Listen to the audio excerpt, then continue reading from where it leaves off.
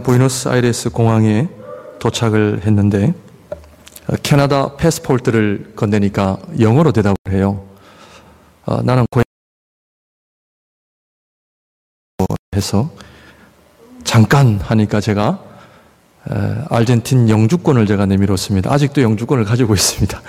이것이 죽었는지 살았는지 몰라서 내미니까 여전히 살아있더라고요. 좋은 나라죠?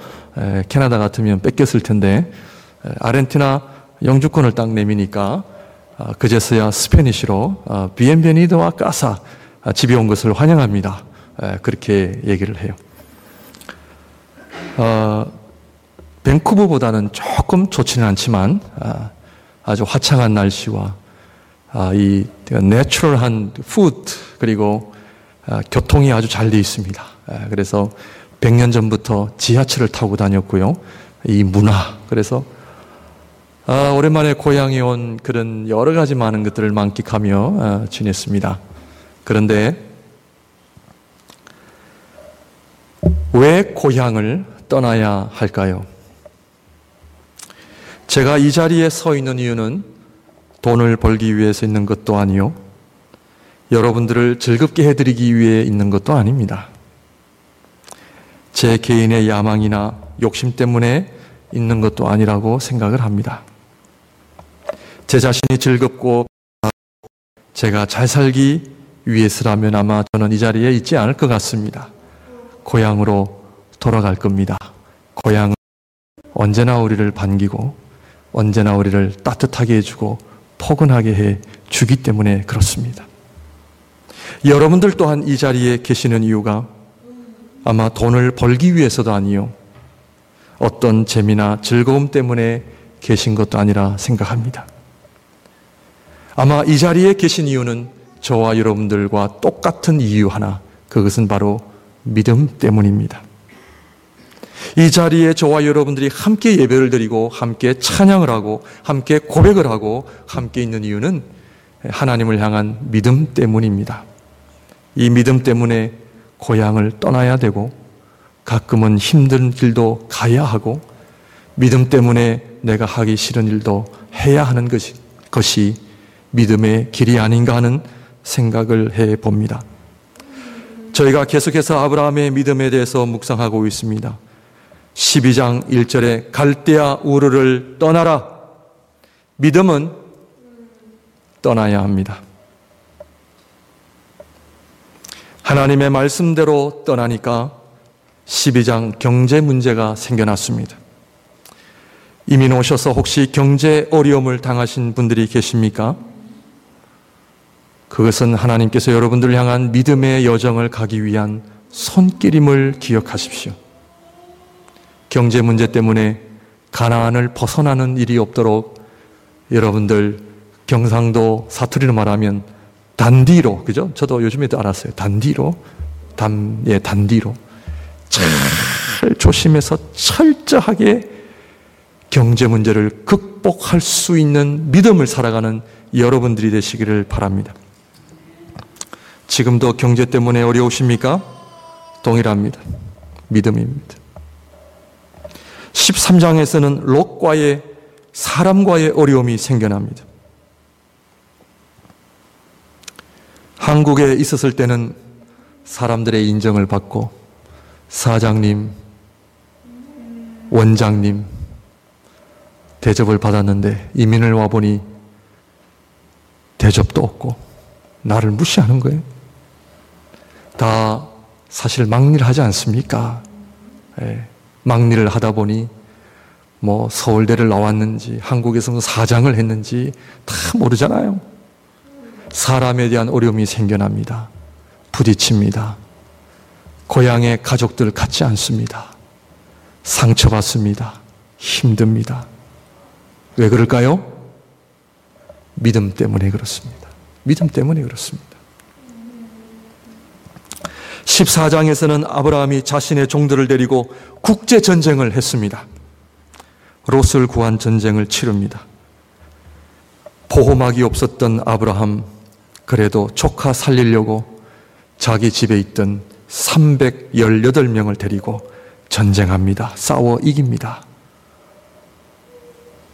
이러한 말씀을 묵상해 보면서 저 또한 지난 30년이라고 하는 이민의 삶을 돌이켜 보니까 참 별의별 사건들을 다 겪었던 것 같아요. 어떤 경우에는 장사를 하고 있는데 손님이 고발을 해가지고 경찰이 와가지고 그 경찰들이 나는 잘못한 것이 없는데 내 편을 들지 않고 자기 현지인을 편을 들 때 내가 왜 이민 왔는가? 하나님 이럴 수 있습니까? 이런 억울함 여러분들 당해보셨죠? 한국에 살면 참 똑똑한데 나와보니까 벙어리 되고 기머거리 되고 이 영어가 도대체 뭐길래 나를 이렇게 약하게 만드나. 힘드시죠? 떠나는 이유가 무엇입니까? 이러한 모든 어렵고 힘든 사정임을 알매도 불구하고 왜 하나님께서는 아브라함에게 떠나라고 하실까요? 그것은 바로 창세기 1장 1절에 태초에 하나님이 천지를 창조하시니라. 그것은 바로 창조주 하나님을 경험하기 위한 삶이라는 것을 아시기를 바랍니다. 창조주 하나님. 이 말씀은 무슨 얘기냐? 내 인생은 누가 책임지느냐? 물질이 내 인생을 책임져 주느냐? 부모가 내 인생을 책임져 주느냐? 형제가 내 인생을 책임져 주느냐? 아니라는 것입니다. 우리가 생각했던 편안하고 안일했던 삶이 어떻게 보면 성경을 보게 되면 전혀 믿음과 상관이 없습니다. 성경은 먹을 것이 없어도 의지할 곳 없어도 오로지 나를 창조하신 창조주 하나님을 바라보고 그분이 주시는 공급하심으로 내가 살아간다라고 하는 이 고백. 여러분들 경험해 보셨습니까? 많은 분들이 믿음이라고 하지만 은행에 넉넉한 잔고를 가지고 살아가죠. 믿음이라고 하지만 아직도 내가 만들어 놓은 방어막 속에 내가 살아가고 있습니다. 내가 울타리를 쳐놓은 그 안에 내가 살면서 안전하다라고 이야기합니다. 믿음이 아닙니다. 힘드시더라도 떠나시기를 바랍니다. 신앙생활은 창조주 되시는 하나님 앞에 내가 1대1로 서는 훈련입니다. 우리 하나님은 나를 먹이신다. 우리 하나님은 내 인생을 책임지신다. 우리 하나님은 우리 자녀들을 책임지신다. 이 믿음 때문에 도리어 우리가 그렇게 소중히 여기는 물질과 사람들과 가족들이요 장애물이 될 수가 있습니다.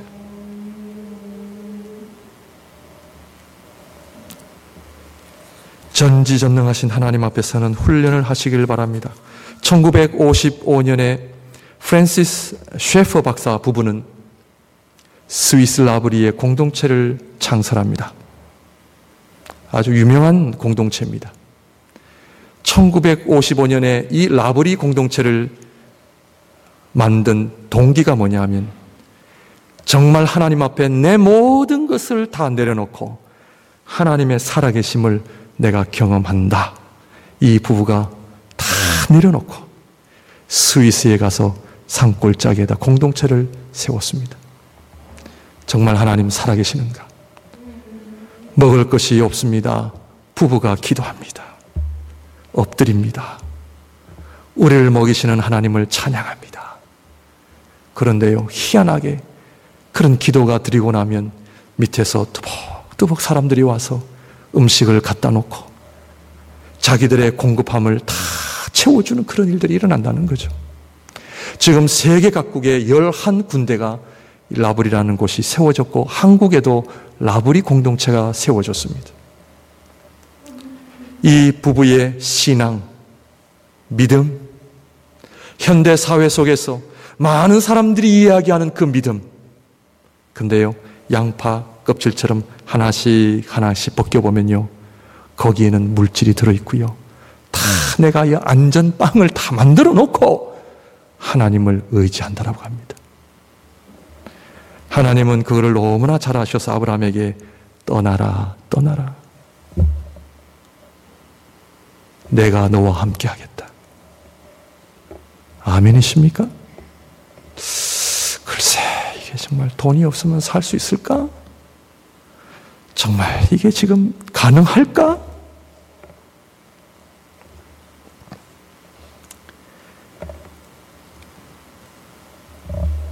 내 삶에 일어난 사소한 것들을 그냥 지나치시면 안 됩니다. 창세기 1장 1절에 전지전능하신 하나님, 창조주 되신 하나님은 지금도 우리가 보이지 않는 그런 손길을 통해서 우리를 지키시고 보호하시고 인도하시고 오늘도 저와 여러분들 이 자리에 오게 하셨다는 그 사실,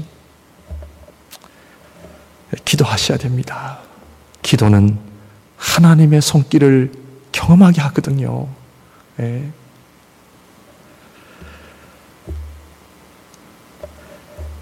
창세기, 저와 여러분들이 읽은 창세기 16장, 지난 2주 전에는 15장.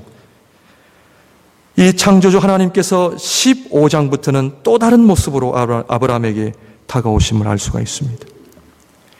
12장에서 14장까지는 하나님께서 하나님의 살아계심의 현상을 통해 나타나십니다.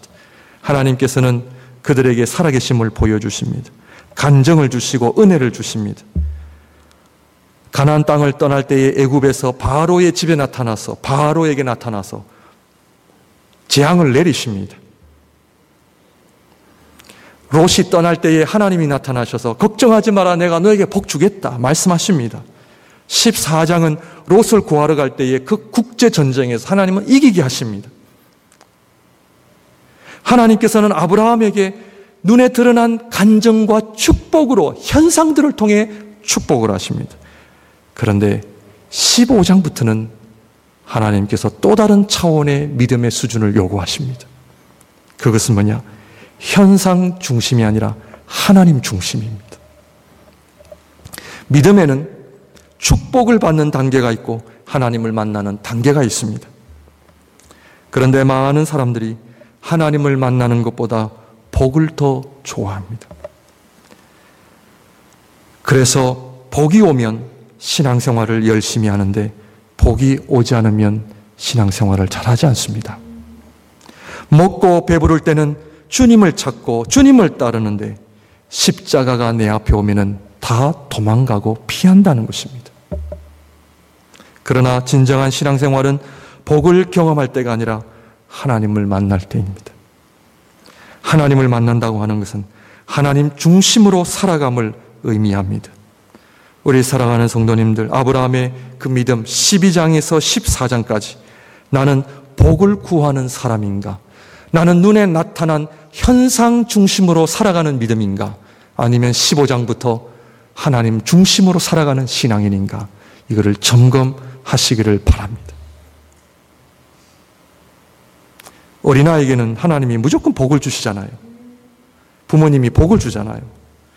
뭐 이불에 오줌을 싸도 괜찮고, 그래 그냥 막 울어도 그래 먹을 거 주고, 다 그 아이를 위한 그 현상으로 부모가 복을 주잖아요. 그런데 이 아이가 성장을 하면 그땐 달라집니다. 우리가 복을 구하는 것은 잘못이 아닙니다. 한국교회가 복 받은 것은 잘못이 아닙니다. 그러나 복 받고 성장하지 않으면 이것은 아주 어려워지게 되어 있습니다.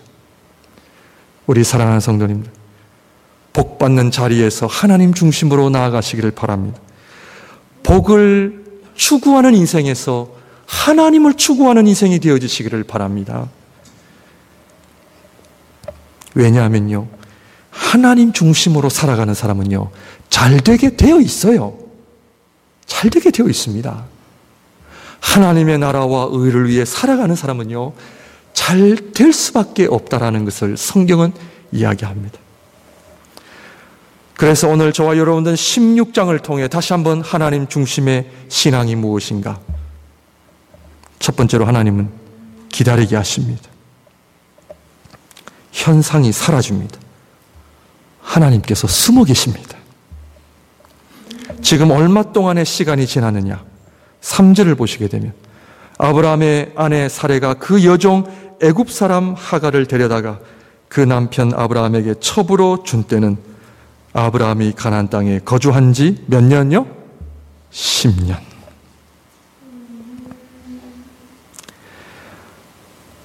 처음에는 아브라함에게 막 나타나시고 복을 주십니다. 그런데 16장부터는 10년 동안 하나님이 안 나타나십니다. 기다리십니다. 하나님께서 일을 하시지 않는 것처럼 보입니다. 이것이 우리를 어렵게 합니다.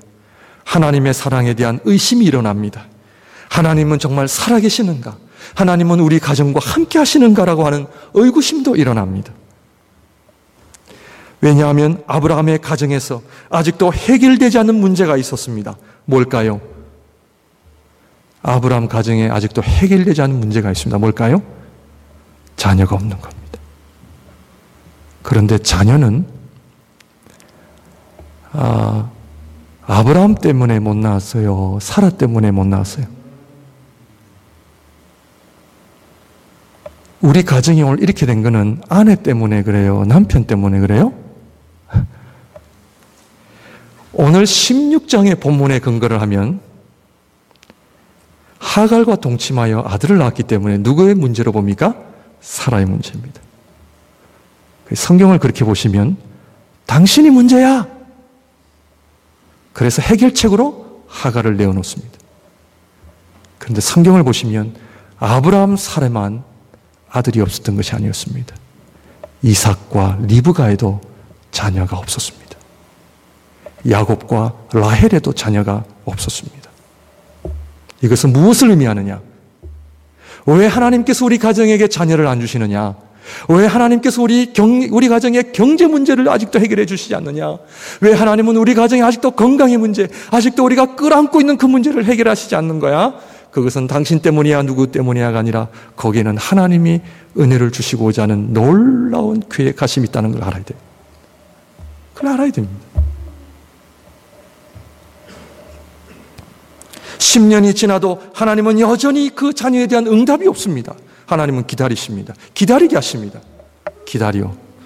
이게 힘들어요. 현상이 사라질 때, 하나님이 나와 함께 하신다고 하는 현상이 사라질 때, 아무런 일이 일어나지 않을 때 어렵습니다. 과연 하나님 살아계시는가? 교회를 나와도 좀 나올 만한 뭐가 이유가 있어야 나오죠. 목양교회를 나오는데 밥을 잘 준다든지 교육 프로그램이 잘 돼 있다든지 어떤 현상이 있어야죠. 그러나 하나님은 그 현상을 따르는 믿음의 삶을 살아가는 걸 원치 아니하십니다. 우리 사랑하는 성도님들, 감동이 먼저입니까? 기도가 먼저입니까? 은혜가 먼저입니까? 기도가 먼저입니까? 많은 분들이 감동과 은혜를 먼저 찾죠. 내가 은혜 되면 기도하고 감동이 되면 기도합니다.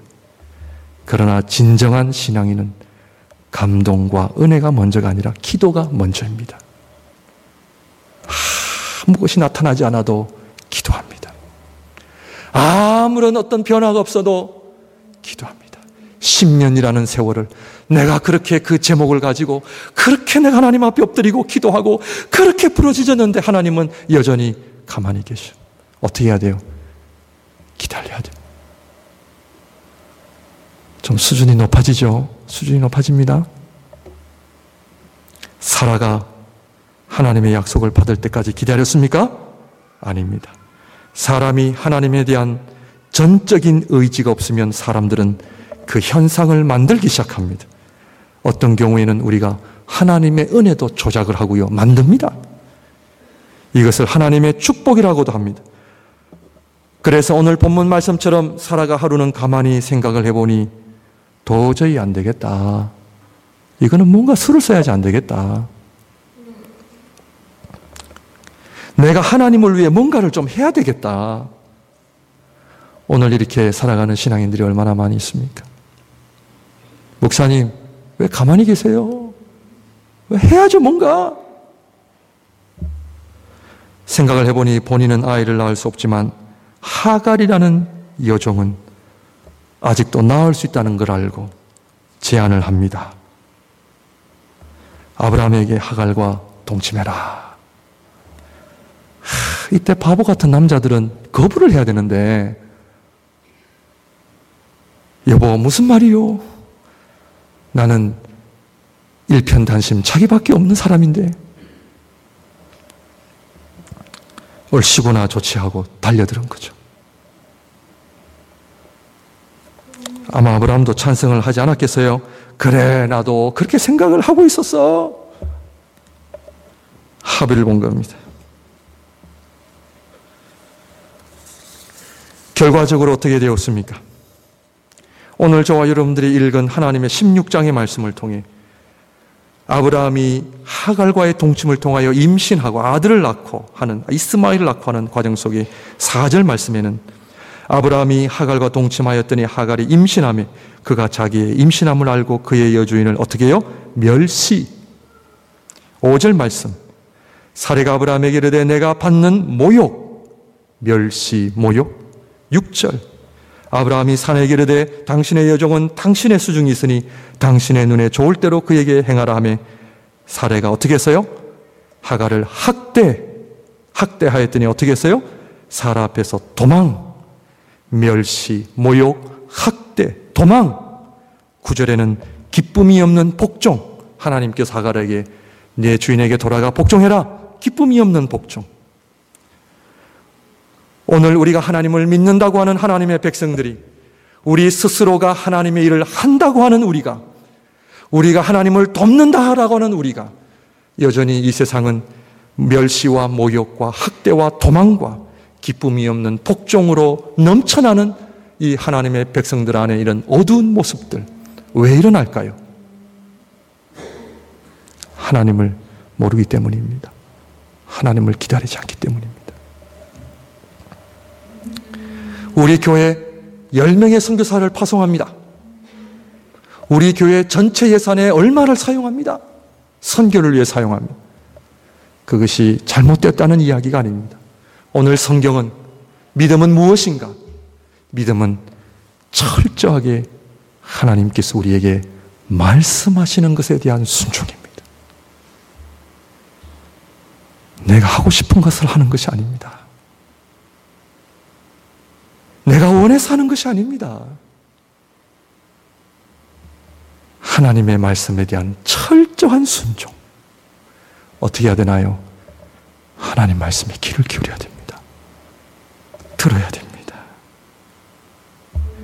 눈에 나타나는 현상을 의지하지 마십시오. 눈에 나타나는 것은 아무것도 아닙니다. 어떻게 보면 여러분 가정의 개인을 위하여 기도하신 제목들이 아직도 응답이 되지 않았습니까? 기다리십시오. 하나님은 여러분들의 중심을 보고 계십니다. 여러분들의 믿음을 성장시키시기를 원하십니다. 그렇다면 하나님께서는 왜 아브라함을 그냥 적당히 그냥 복 주시고 예수 믿으면 천국 가니까 그냥 그렇게 좀 편안하게 살게 하시다가 부르시면 되지, 왜 그렇게 우리를 믿음의 훈련을 시키십니까?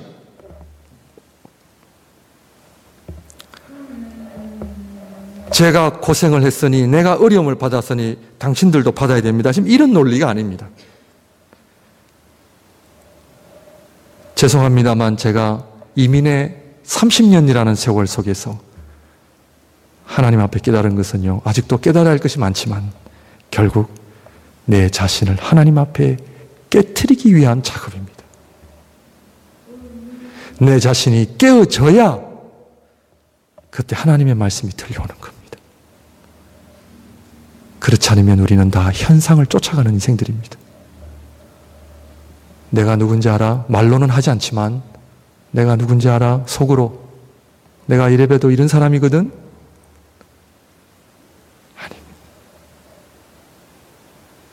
하나님 앞에 깨어져야 되는 거죠. 하나님께서 왜 아브라함을 갈대아 우르에서 떠나게 하시고 고향 땅을 떠난다고 하는 것은 얼마나 많은 어려움과 눈물과 고통의 연속입니까? 하나님께서 그런 과정을 겪게 하시는 이유가 무엇입니까? 하나님께서 그를 축복하시고 그의 이름을 창대케 하시고 모든 민족이 너로 인하여 복을 얻을 것이며 너로 인하여 모든 민족이, 많은 민족이 복을 얻을 것이라고, 너를 통해 큰 민족이 이루어질 것이라는 창세기 12장 1절에서 3절까지 하나님의 약속의 말씀의 의미가 무엇입니까? 그걸 알고 신앙생활을 해야 한다는 거죠. 왜냐하면 하나님께서는 이 세상에 심판받을 수밖에 없는 이 세상을 구원하시기 위하여 아브라함과 같은 사람을 부르신다 하는 것을 기억해야 합니다. 우리 창세기 3장 15절 우리 집사님 한번 보여주실까요? 우리 다 같이 한번 읽을까요? 시작. 내가 너로 여자와 원수가 되게 하고 내 후손도 여자의 후손과 원수가 되게 하리니 여자의 후손은 내 머리를 상하게 할 것이요 너는 그의 발꿈치를 상하게 할 것이니라 하시고, 아담과 하와가 선악과를 먹고 나서 무엇이 왔어요? 하나님의 심판이 왔습니다. 하나님의 심판, 이거 꼭 기억하십시오. 하나님의 심판 뒤에는 뭐가 있어요? 하나님의 구원. 하나님의 구원이 어떻게 온다고요? 여자의 후손. 자, 하나님의 심판 뒤에는 하나님의 구원이 꼭 따라옵니다. 근데 그 하나님의 구원은 어떻게 이루느냐 하면 여자의 후손을 통해서 옵니다. 그 여자가 누구냐는 거죠. 하갈이에요? 사라예요? 인간들은 노아 시대에 하나님 앞에 범죄하여 하나님의 심판을 받았습니까? 안 받았습니까? 받았습니다. 물로 세상은 심판을 받았습니다. 하나님은 심판하신 뒤에 또 뭐가 있어요? 하나님의 구원. 누구를 통해서? 창세기 9장 25절 27절 한번 띄워주십시오.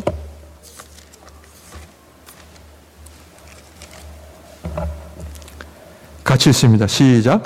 이에 이르되 가나안은 저주를 받아 그의 형제의 종들의 종이 되기를 원하노라 하고, 또 이르되 셈의 하나님 여호와를 찬송하리로다.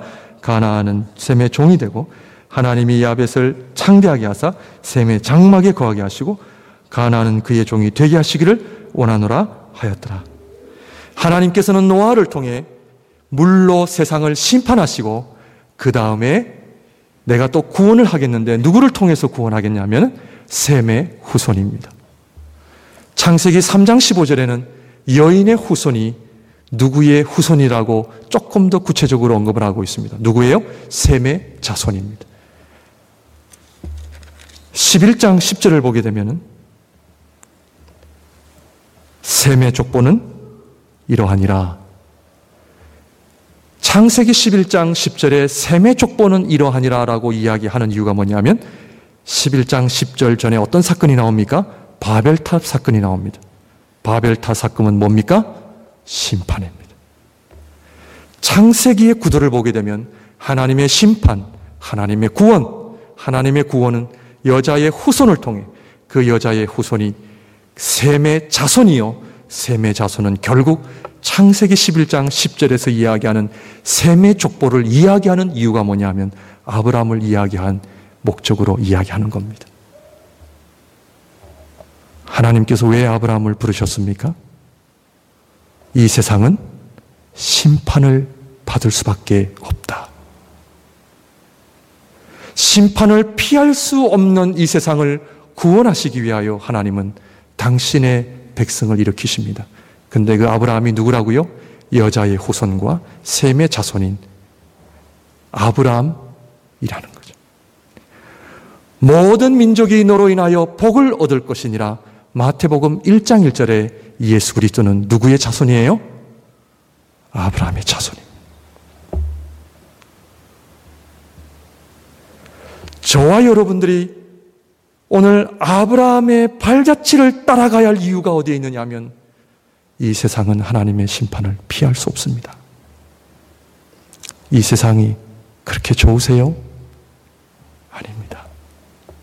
지금도 교회는 왜 존재하는가? 심판받을 수밖에 없는 이 세상을 향한 하나님의 구원을 위하여 하나님은 지금도 아브라함의 자손들을 부르고 계신다는 사실. 아브라함의 자손은 누굽니까? 하나님의 말씀을 듣고 그 말씀에 순종하는 자입니다. 몸은 교회에 와 있지만 내 생활은 교회 생활을 하지만 여전히 내 중심은 하나님의 말씀과 상관이 없고 하나님을 만나는 일과는 상관이 없고 아직도 우리의 관심은 이 세상에서 복받고 이 세상에서 잘 사는 것이라면 우리는 아직도 성경을 올바로 이해하고 있지 않은 것이며 하나님께서 왜 아브라함을 부르셨어?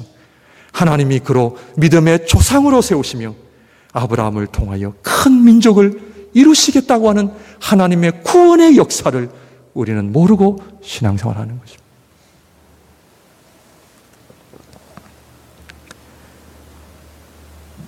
예수님께서 이 땅에 오실 때 무엇을 가지고 오셨습니까?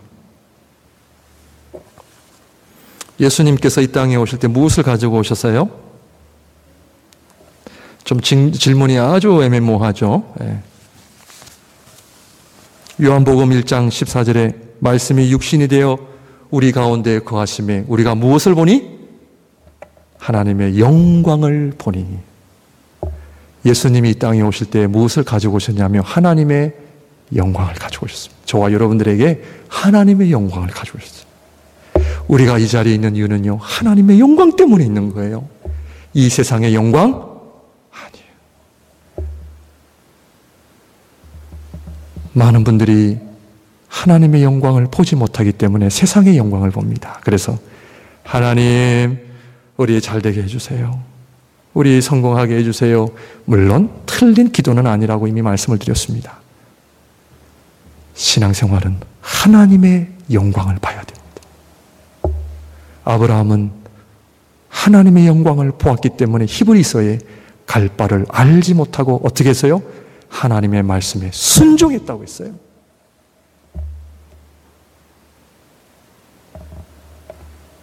자, 예수님이 이 땅에 오실 때는 하나님의 영광을 가져오셨고 하늘로 올라가실 때는 무엇을 가지고 올라가셨어요? 우리 아버지 어머니가 뭐를 집에 가지고 오셨는지 가지고 나가는지 잘 모르세요? 아셔야 됩니다. 우리 아버지 어머니가 어떤 선물을 가지고 오시는지. 그러니 신앙생활에 기쁨이 없는 거예요. 감격이 없는 겁니다. 어린아이가 우리 아버지가 저기 여행 가서 내가 좋아하는 그 선물을 가져오리라고 하는 그 기대감 속에 아이들이 팍팍 뛰잖아요. 아빠, 뭐 가져왔어? 우리 주님이 이 땅에 하나님의 영광. 우리 주님께서 하나님 앞으로 달에 올라가실 때에 무엇을 가져가셨느냐? 하나님의 백성들입니다. 하나님의 백성들입니다. 하나님께서 택한 백성들을 데리고 올라가십니다. 왜요? 우리 주님과 함께 영원히 뭐요? 하나님 나라를 다스리기 위해서. 저와 여러분들은 이 땅에서 제사장의 삶을 살아가고 있다는 것을 알아야 됩니다.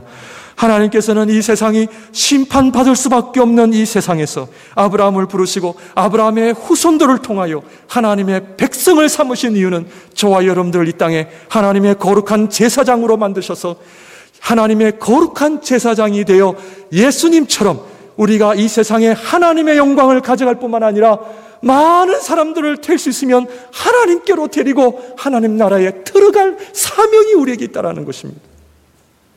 이거를 모르기 때문에 우리가 자꾸 복을 구하는 거예요. 아브라함을 왜 하나님이 선택하고 부르셨습니까? 내가 너를 통하여 모든 민족이 복을 얻으리라. 다음 주에 있을 홈커밍 데이는요, 우리가 교회 행사가 아니고요, 우리가 이 땅에 사는 동안 무엇을 보여야 돼요? 하나님의 영광. 주님 앞에 갈 때에 누구를 데리고 가야 돼요? 많은 영혼들을 데리고 가. 이것이 제사장의 삶입니다. 하나님께서 아브라함을 제사장적인 삶을 살게 하시기 위하여 15장부터는 현상을 없애시고 하나님은 숨어 계십니다. 그의 중심을 보기를 원하십니다. 하나님 말씀 앞에 서는지 안 서는지를 보기를 원하십니다. 창세기 22장에 가면은 네 독생자 아들 이삭을 모리아산에 가서 바치라. 하나님은 제사장의 삶을 아브라함에게 요구하십니다. 동일하게 하나님은 저와 여러분들을 통하여 제사장의 삶을 요구하십니다. 이 세상의 영광 때문에 이 아까운 인생을 허비하고 이 세상의 영광 때문에 우리 물질 때문에 낭비되어지는 인생이 아니라 하루를 살더라도 하나님의 영광 속에 빠져들어가며 하나님의 영광을 경험하는 가운데 주님 앞에 주님 우리가 어떻게 이 땅에서 살아야 되겠습니까? 주의 말씀을 붙잡고 한 영혼 한 영혼을 주님께로 인도하여 우리 주의 몸된 교회를 통하여 하나님의 나라를 이루어가겠다라고 하는 다짐 속에 살아가는 것이 오늘 저와 여러분들의 역할이라는 것이죠. 우리 자식들을 데리고 와야 하는 것은요,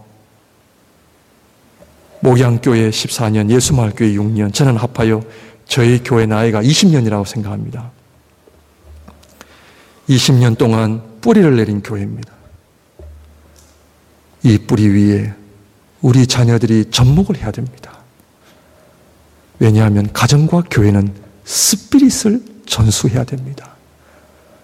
우리 자녀들에게 이 세상 마지막 날 우리 자녀들에게 내 사랑하는 아들 딸들아 이 아빠 엄마가 다 하지 못한 사명 너희들이 감당해라. 목양교회를 통하여 감당해야 된다. 그것은 하나님의 나라를 위한 일이다. 제가 여러분들 한 명이라도 더 끌어모으기 위해서 드리는 얘기가 아닙니다. 왜 아브라함이 이삭이 태어나야 되고 왜 엘리에셀과 이스마엘이 하나님의 유업을 이을 자가 될 수 없는 이유를 알아야 됩니다. 이삭이 되어야 됩니다. 약속의 아들. 우리 사랑하는 성도님들 말씀을 정리하겠습니다. 현상이 있든 없든 그것대로 살아가는 믿음 생활이 아니라 여러분들의 중심을 하나님 앞에 들이셔서 저와 여러분들 하나님 앞에 제사장으로 세워가신 일들, 하나님의 영광, 하나님의 일들을 이 땅 가운데 잘 감당하시오.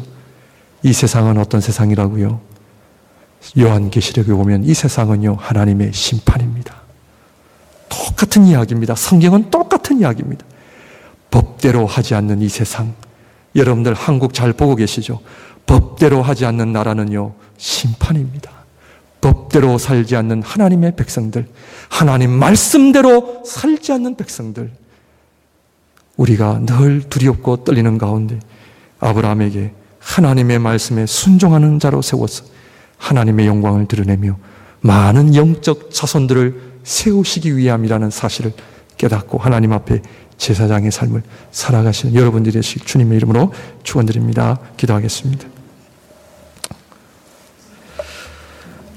우리 좀 시간은 지났지만 한 2분 동안 우리 좀 개인 기도를 하나님 앞에 좀 드렸으면 좋겠습니다. 말씀을 생각하면서 하나님의 영광에 사로잡힌 인생 되게 하여 주시고 나를 먹여 살리는 것은 물질이 아니라 어떤 이 세상에 속한 것들이 아니라 하나님이 나를 먹이시고 하나님이 내 가정을 책임지신다라고 하는